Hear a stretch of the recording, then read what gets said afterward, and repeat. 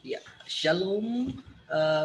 Selamat berjumpa kembali dalam mata kuliah Bahasa Yunani Tata Bahasa Lanjutan, dan saya pikir kita tidak lama lagi akan menyelesaikan babak-babak pertemuan kita ya, karena hari ini saja kita sudah ada di pertemuan ke-7, di materi ke-7, dan yang akan kita bahas adalah kata benda deklensi 3.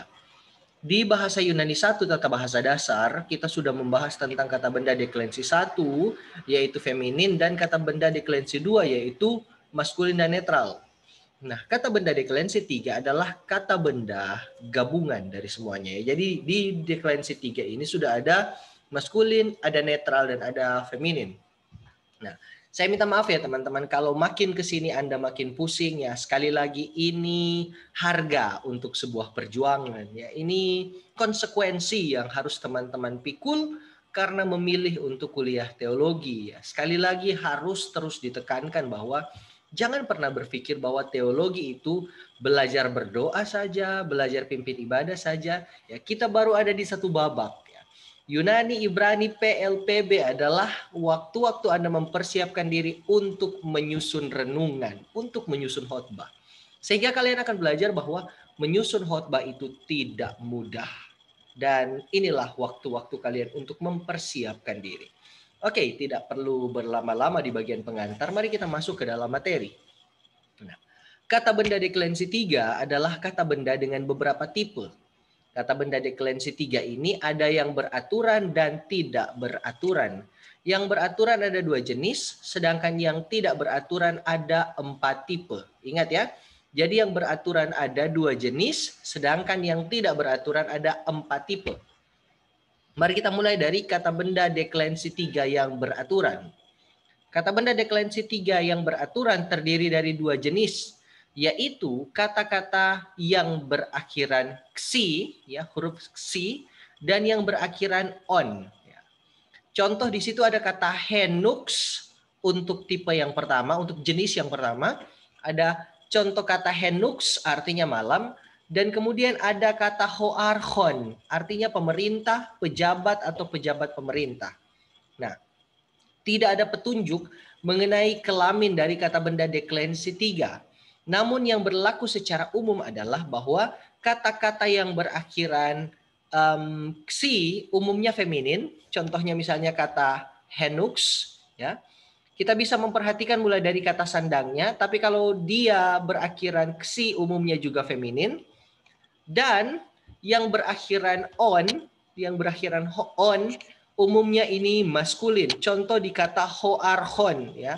Pemerintah, pejabat atau pejabat pemerintah, kata sandangnya ho, akhirannya on, umumnya dia maskulin. Nah, paradigma atau bentuk kata benda deklensi 3 yang beraturan akhirannya adalah osia, esonsia ya. Jadi osia, esonsias. Osia, esonsias ya. Bagaimana mulai DP paradigma ini? Mari kita lihat contoh.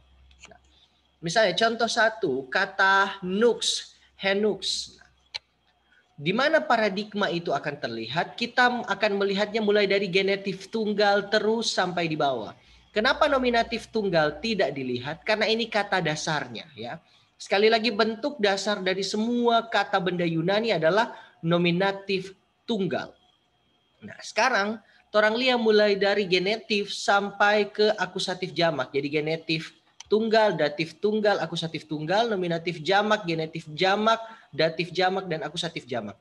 Kita perhatikan akhirannya. Tes nuktos, os, teinukti, i, tenuktai, a, os, sia. Toh? Os, sia. Lanjut jamaknya. Nuktes, s akhirannya. Ton, nukton, on. Tais, nuksi, i. Tas, nuktas, as. Es, son, sias. Ya, jadi osia, es, son, sias. Osia, es, son, sias. Kita kembali lagi. Jadi sekali lagi paradigma atau bentuk kata benda deklensi 3 yang beraturan akhirannya adalah osia, esonsias. Sama dengan contoh ini. Osia, esonsias. Osia, esonsias. Oke, saya harap ini semoga menjadi jelas ya. Nah, untuk terjemahannya atau definisinya, Dia sama seperti kata benda deklensi 1 dan deklensi 2 ya. Jadi kalau nominatif biasa malam itu, kemudian ada tes nuktos, genetifnya dari malam itu, tei nukti, datifnya kepada malam itu, kemudian akusatif tunggalnya ten nukta malam itu, jamaknya nominatif jamak hai nuktes malam-malam itu, genetif jamaknya ton nukton dari malam-malam itu, tais nuksi kepada malam-malam itu, dan tas nuktas malam-malam itu ya. Terjemahannya masih tetap sama. Kemudian mari kita lanjut ya. Di sini ada contoh kedua. Contoh kedua sekali lagi tidak usah memperhatikan nominatif tunggal, kita start dari genetif. Genetif tunggal akhirannya osia esonsias ya. Ini n ini tidak perlu diperhatikan karena dia movable new, bisa ada bisa tidak. Jadi sekali lagi, osia esonsias. Perhatikan akhirannya ya, osia esonsias. Sekali lagi, osia esonsias. Nah, yang dijadikan contoh untuk kata kedua adalah kata archon ya, ho archon. Pemerintah atau pejabat itu. Kemudian ada genetifnya, genetif tunggalnya tu archontos. Tu archontos dari pemerintah atau pejabat itu. Kemudian datif tunggalnya toi archonti kepada pemerintah atau pejabat itu, dan akusatif tunggalnya ton archonta, pemerintah atau pejabat itu. Jamaknya, nominatif jamaknya hoi archontes, pemerintah atau pejabat atau pemerintah atau pejabat-pejabat itu karena dia jamak ya. Kemudian genetif jamaknya ton archonton dari pemerintah-pemerintah atau pejabat-pejabat itu. Kemudian ada tois archusi atau archusin ya. Karena di situ ada movable new, new itu bisa ada tapi bisa juga tidak ada.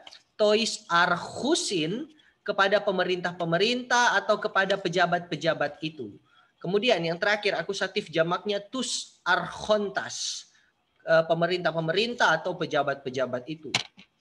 Nah, lanjut teman-teman, tadi kita sudah membahas tentang kata benda deklensi 3 yang beraturan. Berarti sekarang kita akan masuk untuk membahas tentang kata benda deklensi 3 yang tidak beraturan. Nah, sebelumnya ada catatan di sini bahwa untuk mempelajari kata-kata deklensi 3 ini, lebih dahulu kita mempelajari bentuk nominatif dan genetif tunggalnya. Misalnya untuk kata nux, lebih dahulu kita membaca henux dan tes nuktos, sebab stem atau kata dasar dari kata benda deklensi 3 ada pada bentuk genetifnya. Ya, jadi beda dengan yang membedakan kata benda deklensi 3 dengan kata benda deklensi 1 dan 2 adalah kalau kata benda deklensi 1 dan 2, bentuk dasarnya atau stem dasarnya adalah kata benda nominatif tunggal. Namun, untuk kata benda deklensi 3, bentuk dasarnya atau stem dasarnya atau kata dasarnya ada pada bentuk genetif tunggalnya. Nah, secara khusus, datif jamak dalam deklensi 3 ini selalu lain disebabkan oleh kontraksi. Perhatikan ya, bentuk datif jamaknya itu selalu berbeda-beda ya, selalu talaeng, selalu tabeda oleh karena kontraksi kalimat. Mestinya misalnya dari kata nux ya, mestinya kata nux bentuk datif jamaknya itu menjadi nuksi, tetapi hanya menjadi nuksi karena kontraksi huruf ya. Jadi antara kappa dan huruf tau dan sigma itu melebur menjadi satu huruf yaitu huruf ksi. Nah, demikian juga kata archon, bentuk datif jamaknya menjadi archontai, tetapi hanya menjadi archonsi. Harusnya ya, bukan archontai itu ya. Archon seharusnya kalau mengikuti aturan, dia akan berubah menjadi archonsi dengan tau dan sigma di sana. Tapi oleh karena kontraksi yang sama, dia hanya menjadi kata archonsi tanpa ada huruf tau. Tau menghilang oleh karena kontraksi huruf ya. Bukan cuma puru ibu hamil yang bisa kontraksi ya, huruf Yunani juga bisa. Oke, lanjut. Dan orang Yunani lebih suka menyebutnya archusi, bukan sebagai archonsi tapi archusi. Tapi kita mungkin akan menggunakan yang ini saja ya, archonsi, karena kita bukan orang Yunani, Kang. Kita orang Sanger, ada yang orang Minahasa mungkin di sini, ada mungkin ada orang Ambon, ada orang Papua. Nah, oleh sebab itu kita akan menggunakan yang archonsi ini saja untuk tujuan pembelajaran, karena kita belum sepakar orang-orang Yunani. Oke. Lanjut ya teman-teman. Nah, di sini kita masuk pada kata benda deklensi 3 yang tidak beraturan. Nah, dia ada 4 tipe. Yang pertama ada tipe onoma, kedua ada tipe polis, ketiga ada tipe basileus, dan keempat ada tipe genos. Kita mulai dari tipe yang pertama, yaitu tipe onoma. Onoma ini juga adalah bahasa Yunani, artinya nama ya, berkelamin netral dan berakhiran ma. Ini ciri-ciri untuk tipe yang pertama. Dia pasti berjenis kelamin netral dan berakhiran ma. Jadi misalnya ini nominatifnya adalah nominatif tunggalnya to onoma, genetif tunggalnya to onomatos ya. Jadi tadi to onoma pasti nama itu. Tu onomatos berarti dari nama itu. Datif tunggalnya toi onomati berarti kepada nama itu. Kemudian akusatif tunggalnya to onoma berarti nama itu. Lanjut jamaknya ya, nominatif jamaknya ta onomata berarti ini nama-nama itu. Kemudian genetif jamaknya ton onomaton berarti dari nama-nama itu. Lanjut datif jamaknya tois onomasin atau tois onomasi, ini berarti kepada nama-nama itu. Dan lanjut ta onomata berarti diterjemahkan nama-nama itu. Lanjut, tipe kedua ada tipe polis. Polis ini juga bahasa Yunani, artinya kota ya. Dia ciri-cirinya adalah dia berkelamin feminin dan berakhiran is ya. Jadi kalau ciri-ciri tipe onoma tadi berkelamin netral berakhiran ma, kalau tipe polis dia berkelamin feminin berakhiran is. Jadi nominatif tunggalnya hepolis berarti artinya kota itu. Lanjut, genetif tunggalnya tes poleos berarti dari kota itu. Lanjut, datif tunggalnya tei polei berarti kepada kota itu. Dan akusatif tunggalnya ten polin, kota itu. Kita lanjut kepada yang jamak, hai poleis berarti kota-kota itu. Lanjut, ton poleon dari kota-kota itu. Tais polesi atau polesin diterjemahkan kepada kota-kota itu, dan tas poleis diterjemahkan kota-kota itu. Lanjut ke tipe ketiga. Tipe ketiga adalah tipe basileus ya. Tipe basileus artinya raja. Dia berkelamin maskulin berakhiran eus ya. Berkelamin maskulin berakhiran eus. Kita mulai dari nominatif tunggalnya. Nominatif tunggalnya ho basileus berarti artinya raja itu. Genetif tunggalnya tu basileos artinya dari raja itu. Datif tunggalnya toi basilei artinya kepada raja itu. Dan akusatif tunggalnya adalah ton basilea artinya raja itu. Nah, perhatikan teman-teman untuk bentuk akusatifnya. Perhatikan ya. Ton basilea ini hampir mirip ya, sangat-sangat mirip dengan kata basileia, kerajaan. Yang membedakannya hanya satu huruf. Jadi hati-hati di dalam kalimat ketika ada kata ini. Karena dia antara basilea dan basileia itu hampir mirip ya. Yang membedakannya hanya Yang membedakannya hanya masalah iota di sini ya. Kalau Basileia kerajaan ada iota di sini, tapi kalau Basilea raja tidak ada iota, tapi kemiripannya sangat tinggi. Lanjut ke jamaknya. Nominatif jamaknya ada hoi basileis, artinya raja-raja itu. Genetif jamaknya ada ton basileon, dari raja-raja itu. Datif jamaknya ada tois basileusin atau tois basileusi, diterjemahkan kepada raja-raja itu. Dan tus basileis diterjemahkan raja-raja itu. Kemudian tipe keempat adalah tipe genos ya. Artinya ras, keturunan atau jenis. Ini yang kemudian menjadi asal kata dari kata genus untuk kalau teman-teman yang waktu SMA ambil jurusan IPA, Ya, pasti familiar ya dengan kata genus. Ya, genus ini diambil dari kata bahasa Yunani genos, ya, artinya ras, keturunan atau jenis. Nah, dia ciri-cirinya adalah dia berkelamin netral dan berakhiran os. Oke, mari kita lanjut ya. Nominatif tunggalnya adalah togenos, berarti artinya ras atau keturunan atau jenis itu ya. Untuk selanjutnya orang pakai kata jenis ya sebagai contoh arti kata.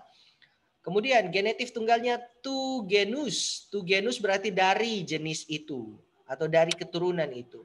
Kemudian lanjut. Toi genei datif tunggalnya berarti kepada jenis itu dan tu genos akusatif tunggalnya jenis itu. Kita pindah ke jamak. Ada ta gene. Ta gene berarti diterjemahkan jenis-jenis itu. Genetif jamaknya ton genon. Ton genon diterjemahkan jenis, dari jenis-jenis itu. Kemudian datif jamaknya tois genesi atau tois genesin diterjemahkan kepada jenis-jenis itu dan akusatif jamaknya ta gene. Mirip dengan nominatif, artinya juga mirip ya, yaitu jenis-jenis itu. Nah, mohon perhatikan di sini teman-teman. Untuk keempat tipe ini semua nominatif dan akusatif jamaknya adalah sama. Ya, coba perhatikan mulai dari yang pertama tadi, nominatif jamak dan akusatif jamak sama. Nominatif jamak dan akusatif jamaknya sama. Hanya membedakannya di sini ya kata sandang ya, tapi kata bendanya sama. Kemudian ini Basileis sama, yang membedakan hanya kata sandang. Kemudian ini yang mirip sekali, tagene dan tagene, ya sama. Jadi bentuk-bentuk yang sama itu dalam kalimat ditentukan oleh kata sandang, dan jika tidak ada kata sandang maka dia ditentukan oleh konteks dalam kalimat. Oke teman-teman, di sini ada vocabulary. Kita mulai dari ini semuanya kata benda ya. Untuk poin A, di situ ada 6 kata benda ya. Ada aima, grama, telema, onoma, pneuma, dan charisma. Oke, kita mulai dari toaima. Ini bentuk nominatifnya toaima, bentuk genetifnya tu aimatos. Artinya blood, ya, darah. Kemudian ada tograma untuk nominatifnya dan bentuk genetifnya adalah tu gramatos, ya. Tu gramatos artinya leather, surat atau huruf. Kemudian ada totelema untuk bentuk nominatifnya dan bentuk genetifnya adalah tu telematos, artinya will, keinginan, kehendak atau kemauan. Kemudian yang keempat ada toonoma untuk bentuk nominatifnya dan tu onomatos untuk bentuk genetifnya. Artinya nama ya, name atau nama. Kemudian ada topneuma untuk bentuk nominatif dan tu pneumatos untuk bentuk genetifnya. Artinya spirit atau wind, ya ini roh atau angin ya. Ini yang kemudian membentuk kata pneuma yang seringkali orang kenal dengan kata Roh Kudus di Alkitab Perjanjian Baru bahasa Yunani. Kemudian ada to charisma atau tu charismatos ya. Free gift, pemberian cuma-cuma, anugerah atau kemurahan. Kemudian ada poin B, di situ yang pertama ada he anastasis atau tes anastaseos. Ini resurrection atau kebangkitan. Kemudian ada he Oke, hegnosis. Hegnosis ini sorry ya, ini harusnya salah ini penulisannya ya. Oke, baiknya sebetulnya adalah ya, sigma yang di akhir ini dihilangkan ya teman-teman. Ya, jadi sigma ini dihilangkan ya. Ini kan sudah ada sigma akhir. Kenapa ada sigma tengah lagi di sini ya? Minta maaf ya. Jadi sigma ini dihilangkan. Ini sigma paling ujung ini. Jadi hegnosis tes gnoseos artinya knowledge atau pengetahuan. Kemudian ada hedunamis atau tes dunameos, power, kuasa, kekuatan atau mujizat.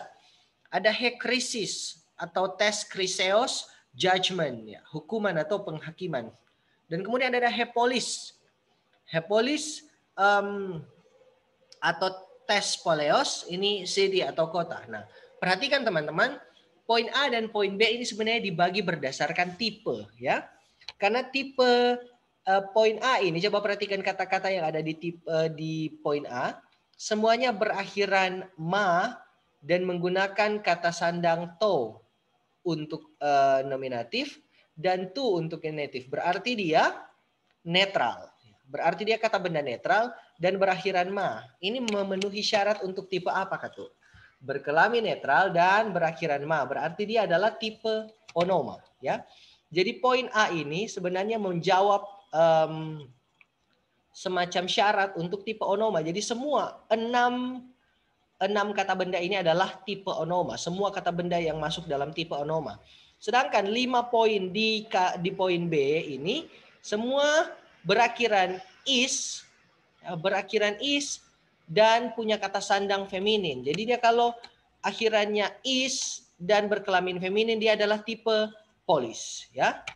Jadi poin A adalah tipe onoma, poin B adalah tipe polis, poin C ada 4 kata di sana berakhiran eus dan kata sandangnya maskulin. Berarti dia memenuhi syarat untuk tipe basileus, ya. Sekali lagi tipe basileus berkelamin maskulin dan berakhiran eus. Nah, ada 4 kata di sana.